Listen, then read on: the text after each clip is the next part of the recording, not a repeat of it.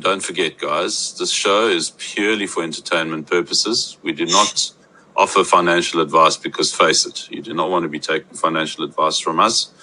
We're just here to comment and, it's all about the entertainment and the giggles and, just watching the space grow and commentating on it. So that bombshell, ladies and gentlemen, like, subscribe, send it to your mum, send it to your nan, send it to your auntie and your uncle, pester your girlfriend to like and subscribe, and we're going to keep coming at you with the laughs, with the learnings, and the alpha that you should definitely not take financial advice from. Do your own.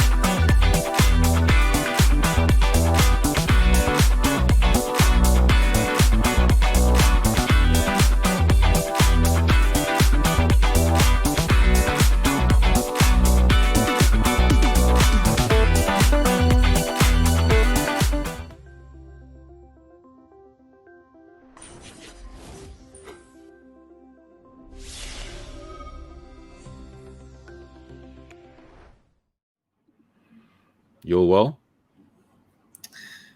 As well as I can be. So let's try a more formal approach to our streams. So I'm going to now introduce what it is that we're going to talk about.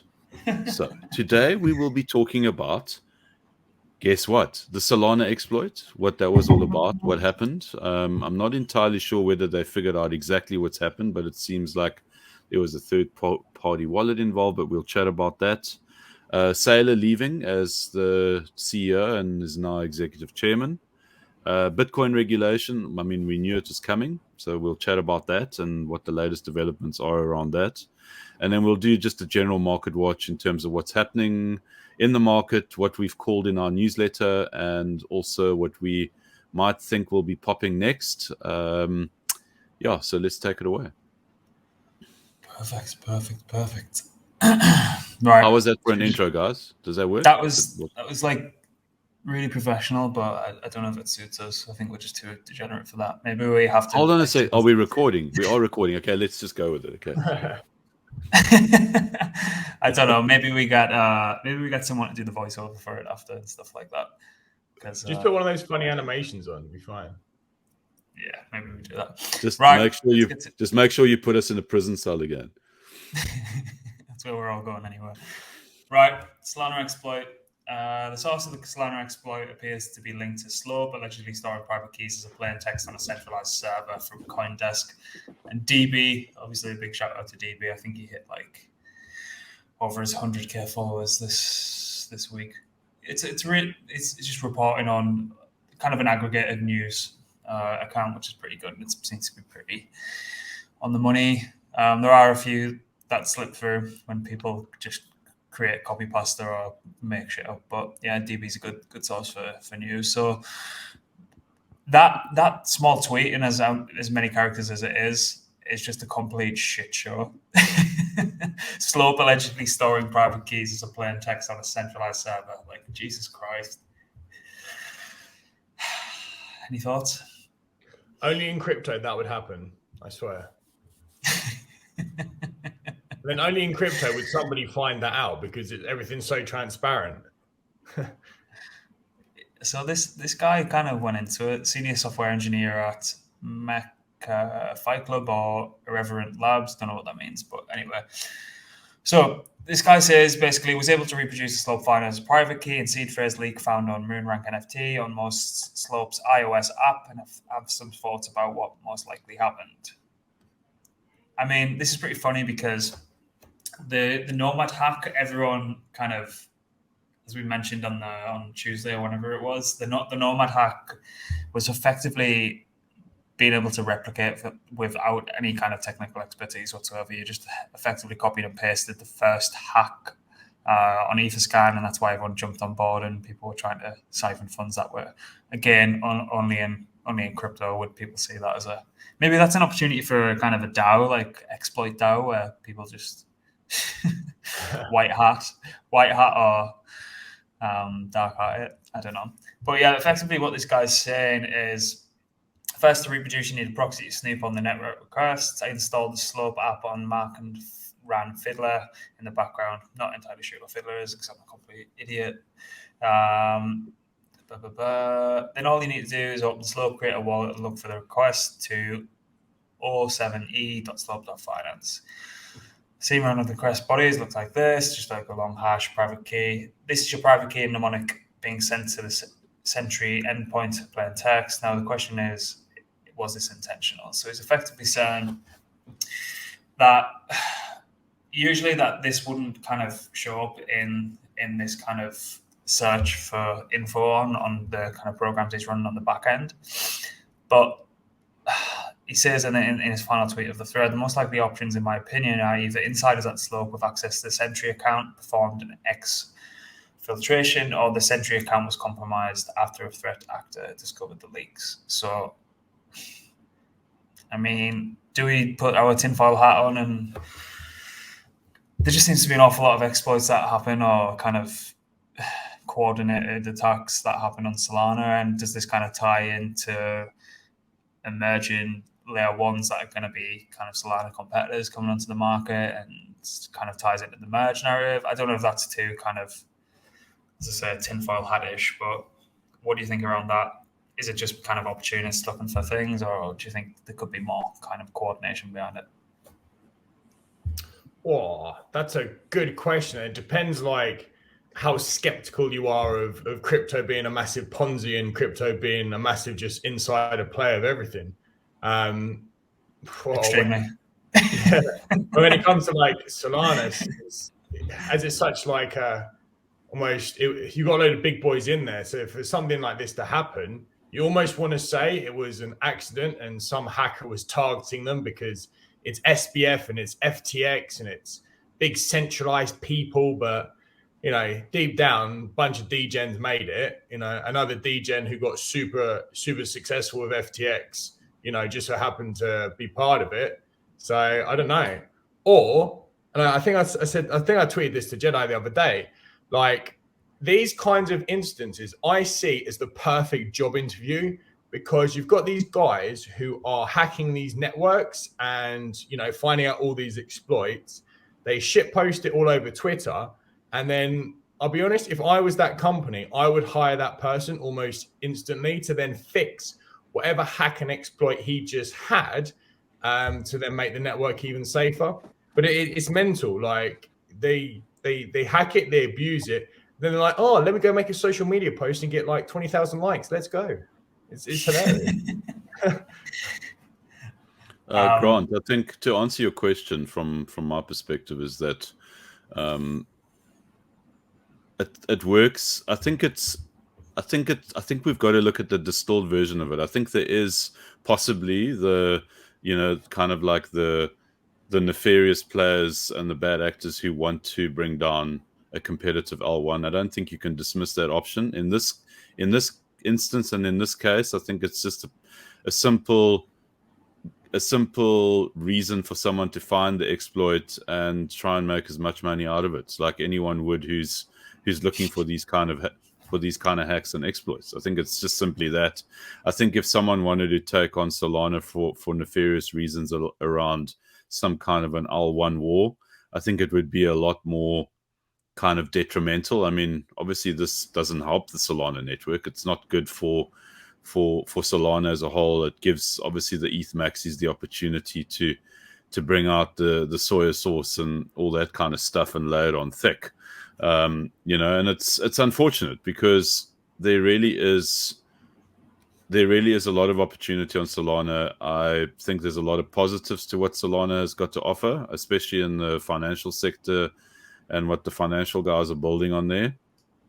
And this doesn't help it. It kind of like it's, you know, 5 steps forward and 2 steps back. And I think it's just someone seeing an opportunity and taking it. You know, that's what I'm seeing here. Yeah, I'm just on their website now. So the top line, well, it's stacked, to be honest, the backers from this. And obviously wallets can be a really good kind of player for investment, and obviously helps grow the ecosystem. Top line is Solana Ventures, Sequoia, Jump Capital, Animated Research, Circle, CMS are in there as well, Huobi, Gate.io. So I don't think these guys are short of a few quid. So, and it's not exactly going to be the end of the world. But the problem is, and someone said this before, like the bug bounty never stops is posted on the page, which is fucking hilarious. So total rewards of 1 million slope. Like, is there even a slope token? I've never heard of a slope token, to be honest.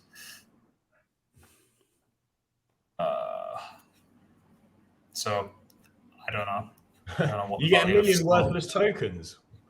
Yeah, well, that's the problem in and of itself, isn't it? Because when Layer Zero and Stargate came out, they effectively put up like a $15 million bounty or something like that. So like one of the highest bounties in the space. And it's because underlying bridge tech, which requires like an awful lot of liquidity to actually provide that bridging infrastructure and things like that. So it's like, if someone finds something, don't give them like 30 grand or like whatever it is, like 100 grand or something. It's like, it's obviously from a game theory perspective, it's more beneficial to actually exploit the contract and try and get away with it, even if you come away with half.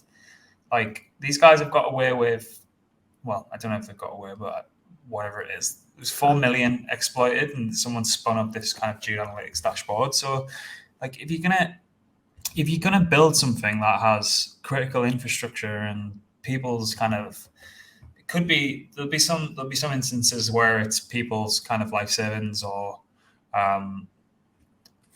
like the money they've kind of left over from the bull market and being drawn down. I can't imagine there was that much money to be left in from the drawdown from the Solana ecosystem anyway. But like this is 4 million. Like it might not be a lot to those people who are on the investment board for Slope, but like even like anything, any hack's going to affect like the average retail participant, isn't it? And it's just like if you're gonna be trusted with that amount of funds and that amount of money on the system, just like put up a bounty that's actually worthwhile, so people are actually more likely to take it. And we've seen someone else come out from kind of shooting Coinbase down for pointing out an exploitable hack on one of their products, and effectively they got like 3 grand or something, where it could have quite easily cost them billions upon billions in stock price or share price and things like that. So it's like, stop being stingy with your bounties. If you're going to actually do something, do it properly and stop doing it half-assed. So I mean, it could have been a lot worse, but like 4 million, 9,223 unique wallets. I don't know how much. So if you were wondering whether there was any liquidity in Solana based on 9,223 wallets holding only $4 million, things ain't looking good, is it? What does that break down to per wallet? Let's have a look. Not much, is it? I mean, it's very little. It's like a Big Mac and a Coke. Yeah, did you see that guy who makes the quite funny like tech humor, crypto humor videos on YouTube? He's got this like funny YouTube channel. It's like this Asian guy, and he made one about like Do Kwon and the fall of Luna. And he kind of dramatizes it all, and he was like, he gets a text on the morning, he wakes up. Who is that? The guy's name. So it's $443.25 per wallet.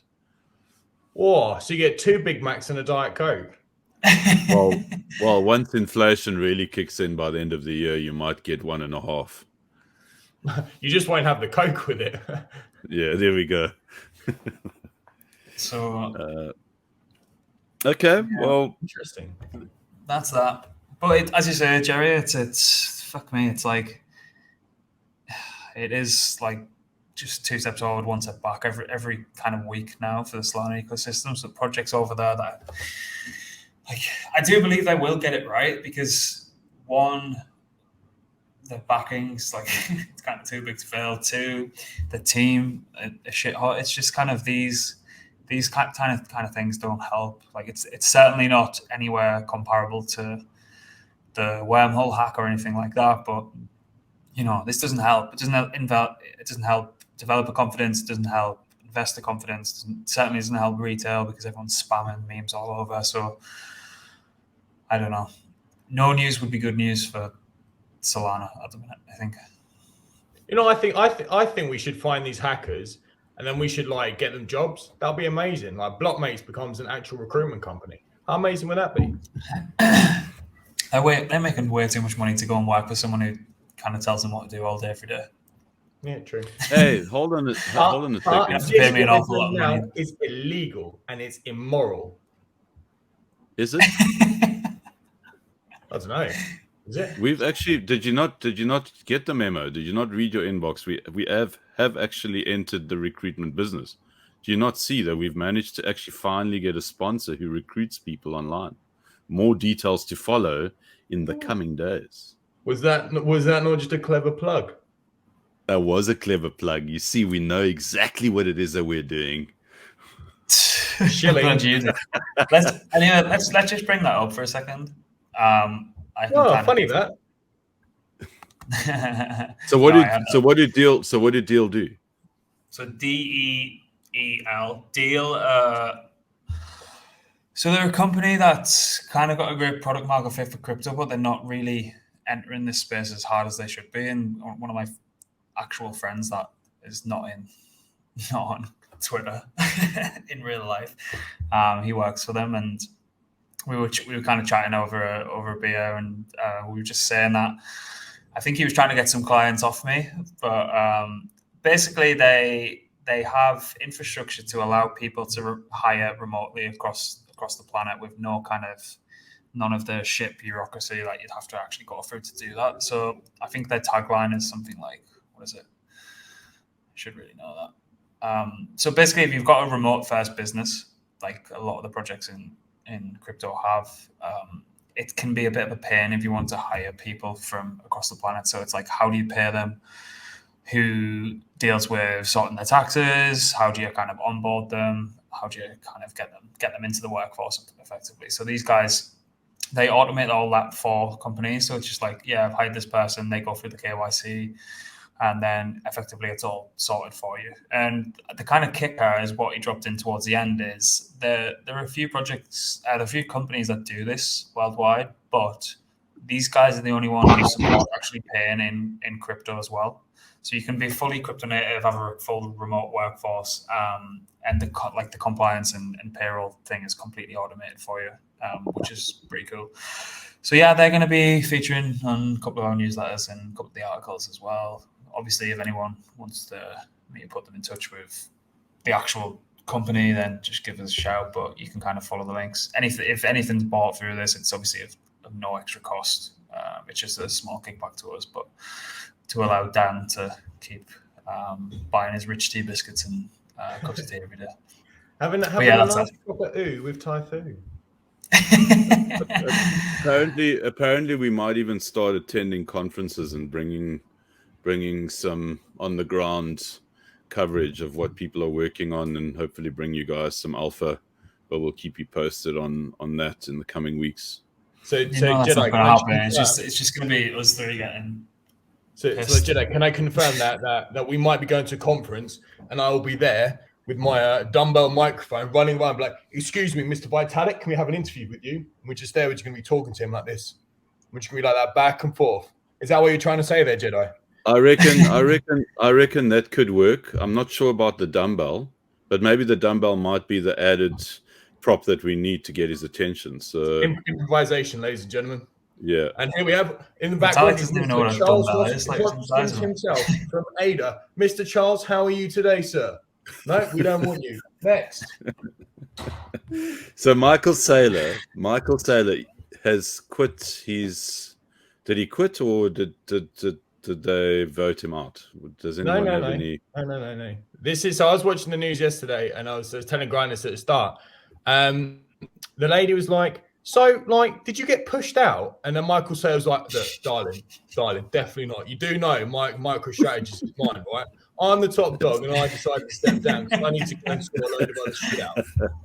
And that's literally what he said. And then she was like, we heard a comment from Elon Musk himself, and he said, if you sell 75% of your Bitcoin holdings, you have 25% left. Then I kind of like looked at the TV, and I'm just like, is my maths wrong here or something? You sell 25, you have 25 left. Then Michael just like, started shooting back at Elon, and I'm just there sat at the team. I'm like super confused, but I'm like, it's Bitcoin. So if you sell 75, you've got 25. Then if that 25 goes back up 2x, then in theory you've now got 50. So you've sold 75 but have 50 left. And I was like, no, you know what? It's 11 o'clock. This is too late for this. But it's going to be interesting to see what happens now with their new board. Yeah, I don't think anyone will probably get a word in these kind of board meetings anyway. I think Saylor will probably just go on a complete rant. And it's probably just a room with loads of mirrors. And he just promotes and demotes himself into different kind of roles across MicroStrategy. Yeah, I don't know. He's saying he's trying to turn it into a bullish thing. I mean, this is kind of reading from a propaganda magazine, isn't it? Really, Bitcoin magazine talking about Michael Saylor, but he tried to turn it into a bullish thing, saying he's going to be focusing more on kind of institutional adoption and building Bitcoin and stuff like that. We'll see. I don't know. These guys can kind of... You know what I find really interesting about this kind of thing is that he is the ultimate Bitcoin bull, isn't he? Like, and it doesn't matter. The market is completely and utterly just nulling and voiding his opinion around this. It's like the market saying, listen, it's not what you say it is. It might get there one day, but right now it isn't. Yet he persists. And I think for that alone, the guy needs to get a statue erected of him with a large Bitcoin in his hand, holding it up to the sky. It's unbelievable how bullish he is. Yeah, it's going to go one of two ways. He's going to go down in history either way, but it's going to be as a kind of trading god or going to prison. I don't really think he professes to be anything from. I mean, he's admitted that he has no clue how to trade. I mean, we've seen him buy the top more than once. He's in it for the long haul. And let's face it, guys. Okay, here I go on one of my Bitcoin maxi rants again. Oh God! Bitcoin has proven itself. It's proven itself on so many levels to be resilient, despite what markets do. Yes, it obviously goes with what the market's doing, but it's rock solid. It's decentralized. No one can mess with it. So his thesis is solid. Use it for anything. Pardon? Because you can't use it for anything apart from the Lightning Network. Well, what can you use gold for? What can you use gold for? Trading for goats in every single country. So do you think maybe Bitcoin could do the same thing? Hell no. I know my friends over in Mongolia, they do not have Bitcoin yet. You've got friends in Mongolia? Yes, I do, actually. I went trekking when I was 24 with a Mongolian hunter who actually gave me a Chinese name. He couldn't really speak great English, but he gave me a Chinese name, and my Chinese name is Milu, which means lost reindeer, which is great because we're hiking up a very, very high, dangerous Chinese mountain. And that is 100% true. Right, really, really informative today, aren't we? So let's get into this one. Senate plan would put Bitcoin, Ether under commodity regulators' watch. That's did the market even react to that? Because is it a nothing story? I don't know. Because that comes under, obviously it's taken out of the securities basket, which is great. But all these kind of regulatory bodies are obviously wanting to fight over who gets to keep the kind of top two cryptos under their regulatory umbrella. We've all read that paragraph where everything is priced in. I mean, you have read it, right? It's priced in. And I think if there was ever a time to use that phrase, it's priced in. I think the regulatory aspect of crypto is priced in. I don't think that we're going to see, unless there's this proposed bill that's going to look to ban all cryptocurrencies, which, let's face it, isn't going to happen anytime soon. This is priced in. I think there's an understanding in the space. Saylor, going back to Michael Saylor, he spoke about this when he first bought Bitcoin, he said that the only way that this thing is going to get to a place where it's recognized in the space on its merits for what it is if it gets regulated. And regulation is coming in now. It's just a distinction of what are securities and what aren't. And this is good news. I mean, the fact that Ethereum is no longer considered a security, despite the much disappointment of Bitcoin maxis. It's game on now. Now it's to what level is regulation going to be put in place? Well, it's going to be KYC. You're going to be accountable. You're going to have to pay your taxes. It's more of the same. The incumbents aren't going to allow this thing to run rampant like a lot of people would hope it would. We all want this thing that's not accountable and all that kind of thing. But I think that's a romantic idea, and regulation is a foregone conclusion. So now it's just a question of how does it look, who's going to pass what bill, and Senator Loomis has got her take on it with obviously the maxis, and they're going to push hard, and it will be regulated, as will ETH, and then the rest will all be shitcoins, and you'll go to jail if you found trading them. So Dan, stay out of America. Roger that. All right. Speaking of shitcoins, Peck Shield alert picked up, even though I think this was from a while back, but Peck Shield detects that Vitalik.eth sold 25 trillion of what is the actual token called? Shit. It's the shit token. So let's have a look what happened. Just pulling up Deck Screener. There was $33,000 worth, which is 12.5 trillion sold, and then he sent the remaining to a burn address, I think, which is because these like I think Shib did it originally, didn't they? They sent 50% of the supply or something to Vitalik. Why do projects do this? Why do they send him tokens when they know, based on previous shenanigans, he's going to land up dumping on them? Why do they do this? Well, they kind of say. Well, Daniel, the shitcoin expert, go for it. I was going to say two things. We're now talking about shitcoin on probably the soon to be the biggest crypto podcast in the world. So we're giving them their time. You've got degenerates like myself who do a lot of wallet tracking. And if you see I don't know. So for example, okay, I won't do it just in case it's shilling, but I saw a whale got past something. Then literally 10 minutes later, he bought it. So that was obviously in an insider trade. So they may have assumed that Vitalik is now on the shit team, which, everything's plausible in crypto. But they do it just to wallet trackers and people who are naive will buy their shit, essentially. But how does it benefit? Okay, look at that jumping live on air. That's the sell though, isn't it?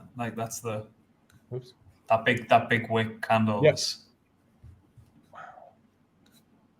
Maybe maybe they're kind of anticipating he might send it to a burn address or whatever. I don't really know. I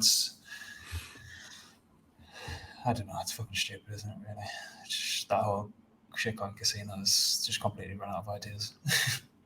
But the thing is that the shitcoin casino is in full swing right now. I mean, it's much to my dismay and disappointment. I mean, I just don't listen to Dan enough, and Dan's obviously making serious money at the moment. I don't know why he's in the studio with us. I mean, he should be buying his yacht soon. But anyways, that's for another episode. I think the question is, all this money that's been sidelined, it seems to be finding its way into the system again. I mean, what exactly is going on? You would think that your majors would be, sucking up that liquidity, but it seems like the degens are out in full force at the moment. I mean, the market's really popping in the casino space. It's very, I'm going to say it's very toxic in there at the moment. I don't know what the drama has been because I stay very much out of it. But I don't know if you saw, like, there was like a load of tweets from these like famous CT people. Like, somebody was clearly having a go at somebody else, and I think somebody else might have been dumping their bags on somebody else. But then I'm like, you know, the shitcoin space, you know, have your own unwritten rules, but at the end of the day, like, if you don't sell, you don't make profit. And yeah, it's an insider circle basically.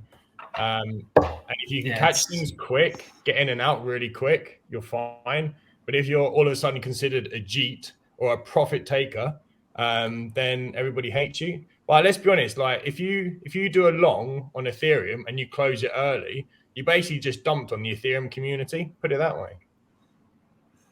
Yeah, I suppose the problem is it's highly illiquid shitcoins that, as you say, it's like, from the outside looking in, it's very it's a fair game for everyone, but it's completely not.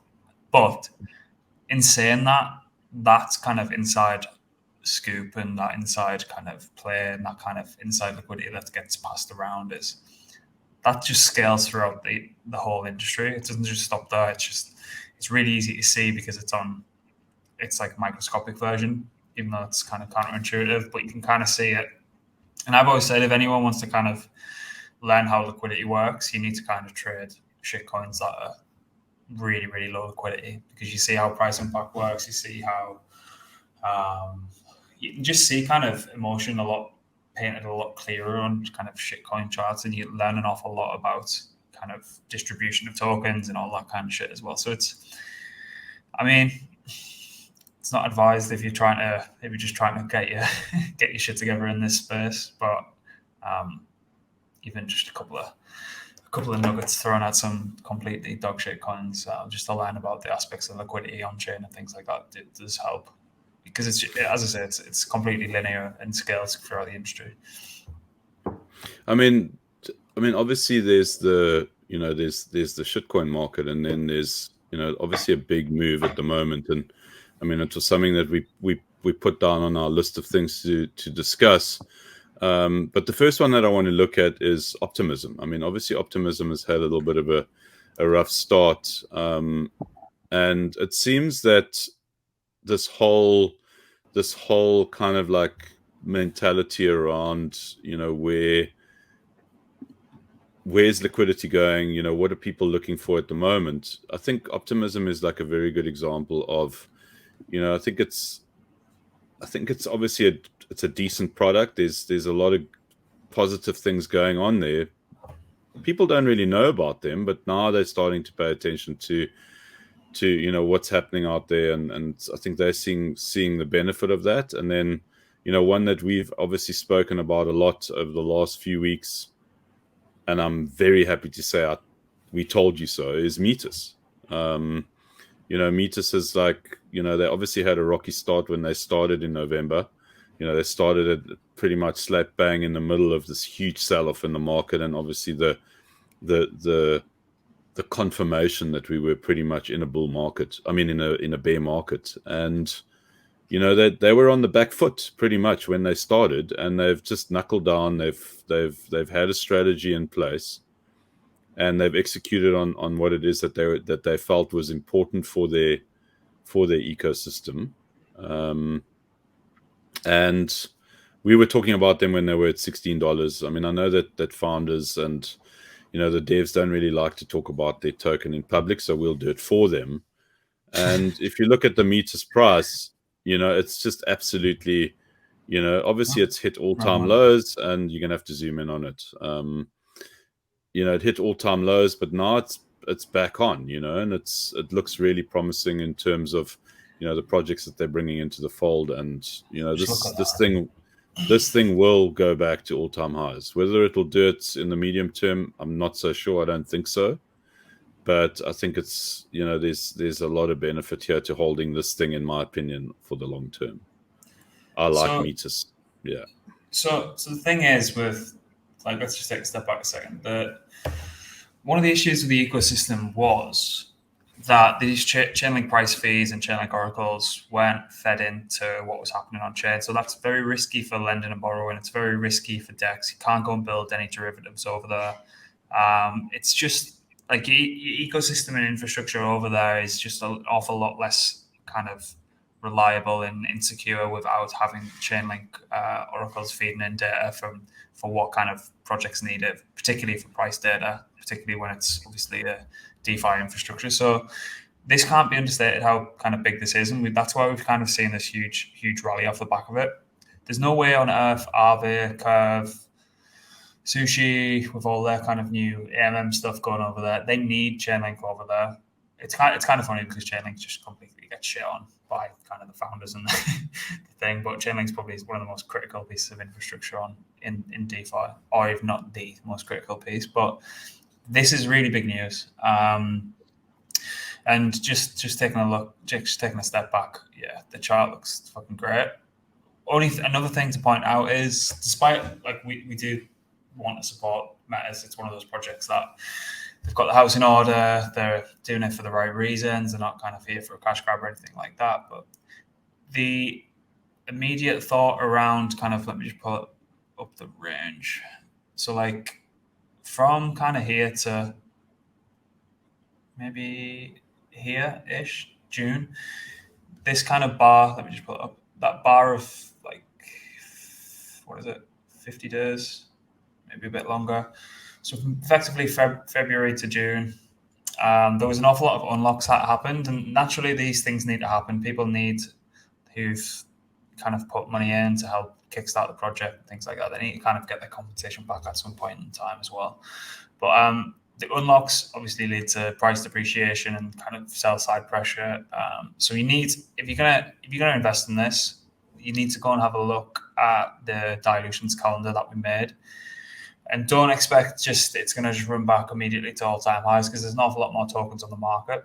But that being said, whilst all this was happening, there wasn't an awful lot of utility for the token network. Kind of had a little heyday, but it wasn't all that. But now, I think the developments that can happen on this network, combined with the merge narrative and all kind of layer twos kind of popping off as well, I think all that behind it more than outweighs the kind of emissions and the unlocks. So just kind of do a little bit of background. Grant, if I can correct you, everything's been unlocked now. The only thing that's actually hasn't been unlocked is 1% of seed, from my understanding. Yeah, everything else is done. Yeah. Sorry, I misunderstood you. Yeah, I mean it's game on now for this. I think it really is. You know how many like well-known protocols and sustainable protocols can they bring into the mix? And how do they deliver on that? That's the future of this network right now in this ecosystem. And I'm seeing good things. Yeah, well, if you think about it from a kind of game theory perspective, it's the worst with regards to, like, one of the hardest things to kind of counteract is sell side pressure for a project. And naturally, you'd like to think that's completely done now and it's eradicated. Like, if people were going to sell, that's why you've got this rounded bottom here, right? That's like everyone's had the chance to sell all across here. Everyone's had the chance to accumulate. Who wants to buy? Who wants to sell? And that's all this was for like since the middle of May. So we've seen that now. Everything looks is pointing bullish towards L2s, the merge, whole narrative. It's got a whole ecosystem behind it. And what this also has that Arbitrum and Optimism don't have, remember, is to settle transactions on Metis, you're using the token for gas as well. You're not getting that on Optimism and Arbitrum. I know this kind of look at Optimism and Arbitrum as kind of, when Arbitrum comes out, it's going to be kind of valued as governance, but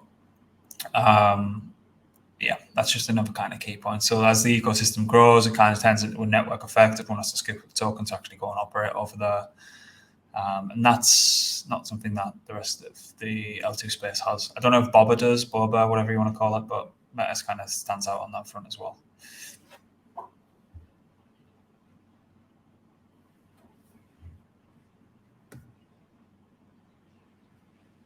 Don't know where Jerry's gone. What else were we looking at? Did you have anything else to say, or did you go on mute?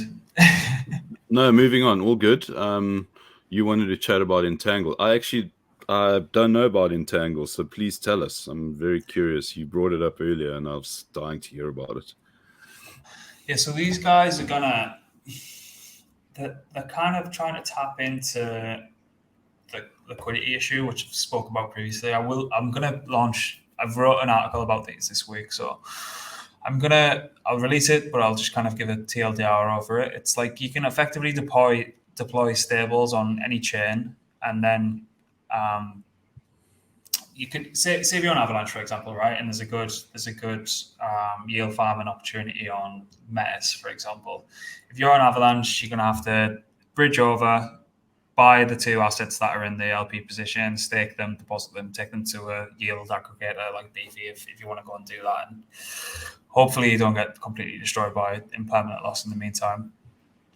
These guys are just saying, well, if you've got stables on one chain and want access to yield from an LP position on another, then you can kind of deposit on one chain in one of our vaults. They'll create the LP position on the back end, and that'll be represented by these synthetic LP tokens. So all the while you've effectively deposited USDC into a vault, you've gained exposure to an LP position on whatever chain, wherever the kind of vaults are available for that LP position. That's obviously an interest in yield by every trade that happens between that particular pair. And then they've also kind of thought, well, if this synthetic LP token is representative of our position in the vault, then that can be an issue for centralized exchanges, and it can also be an issue for the user, because if you're a liquidity provider, you want to be kind of, GMX described it perfectly, that you want to have patient capital, and by that they mean you want to be in a position for a long period of time. Being an LP, particularly on chain, is not for like short-minded folk. You don't just deploy like an LP for like a week.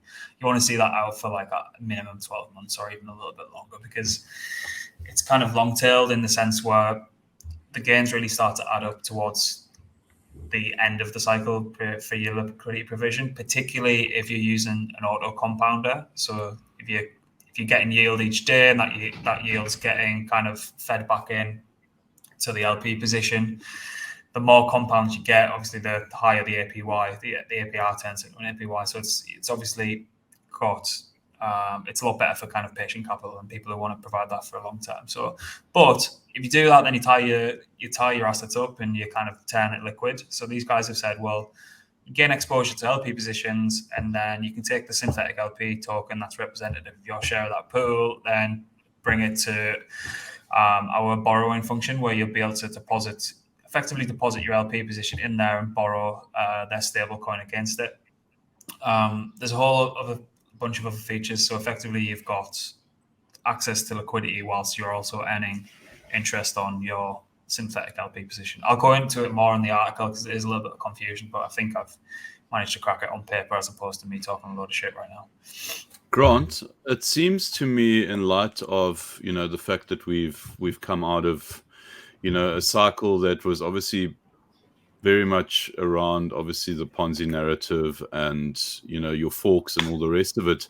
What I'm starting to see, because we obviously get the opportunity to be exposed to projects in kind of like their infancy, I'm seeing a lot of this narrative around liquidity provision and how to effectively provide not only the liquidity, but obviously the borrowing mechanisms around that in a sustainable way. Do you believe that we perhaps seeing this new narrative for what is to come, like not just, a couple of projects, but maybe even more and more kind of creative and more importantly, sustainable ways of providing liquidity in the space, and more importantly, across all chains, as opposed to, we're Ethereum native or we Polygon native. It's kind of the landscape has changed. It's not just about one ecosystem, but it's about the whole thing. And more to the extent of, I think we obviously discussed that extensively when we interviewed the CEO of Change Finance. That's in our YouTube feed. So if anyone's curious around that, it's there. But I think that's what I'm seeing at the moment. What do you think? Am I seeing it correctly, or do you think it's just coincidence that we're seeing, this liquidity provision and projects around that coming into the fold?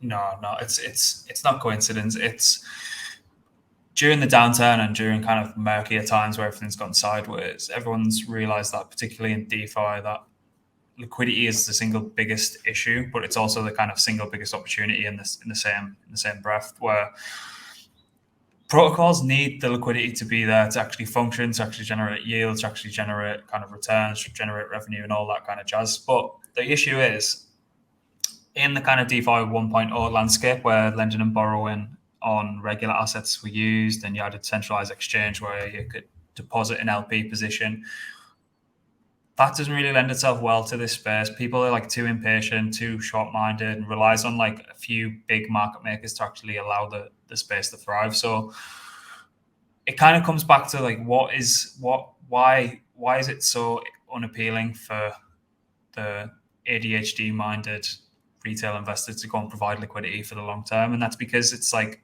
when everything's really shiny in the space and there's opportunity cost at all angles, you don't want to be tied up in an LP position for a year. All your friends are off having fun, aping shit coins, 10 and 10x and things like that, while you're in a ETH USD position. That doesn't really help. Abracadabra kind of tapped into it, but I don't really think they went too far into it. So it's tapping into the needs of the protocols by providing liquidity, but then it's also tapping into the needs of the user by saying, well, it doesn't necessarily mean you have to miss out of all these nice shiny protocols whilst you're providing liquidity. You can deposit your LP tokens with us and then take a small loan against it and then go and have your fun with the rest of the market. Do you know what I mean? So it captures both sides of it well. Liquidity needs to stay in the system for the space to grow and thrive, but it also removes the kind of FOMO of opportunity cost when other opportunities do arise, because then you've got all these lending and borrowing protocols that you can deposit these LP positions too. That's what Entangle's trying to do it cross-chain. I think they will do it. And we're seeing that, like, the biggest players in the space, who are the smartest players in the space, not kind of 3AC, because that was a lot of shit, but you've got your Curves, you've got your Aave. Again, I still think Abracadabra and MIM is a top protocol, but you're seeing those guys want to give people access to liquidity while still being able to use their protocol, and the protocol be able to use fees. So if you deposit it into Aave, or you deposit it into Curve, or you deposit it into Abracadabra, obviously you can go on. Now if all things go according to plan, you're going to be able to borrow that stable coin on the opposite end anyway at quite a high LTV. So liquidity stays in the system. People get their liquidity on the back end through borrowing. Everyone's happy. Space moves forward. Liquidity is a prerequisite to kind of growth and up only, in my opinion. So that's what's happening.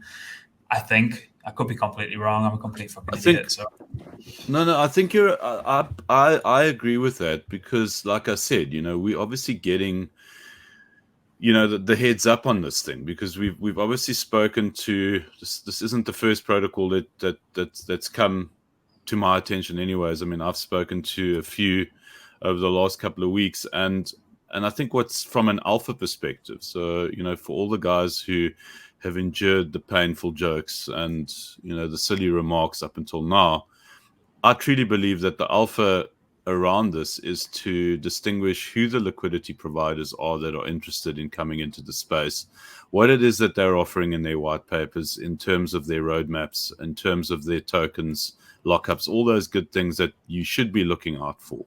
What makes the most sense, and then getting in early on those projects that have those fundamentals in place, obviously have the right amount of funding and the good dev team, and you're potentially setting yourself up for a medium-term investment that could pay dividends down the line, because, as you said, liquidity provision is critical to the space. Now, who's going to be doing it better, and who's going to stand out amongst the crowd? And it seems like there is a little bit of a crowd assembling. I mean, I'm not saying like there's a huge amount, but there definitely are guys sticking their heads up and saying, look, this is what we're doing. Mm-hmm. I think that was it from me. I don't know. Is there any final thoughts? I've only got a couple of minutes and then need to jump off.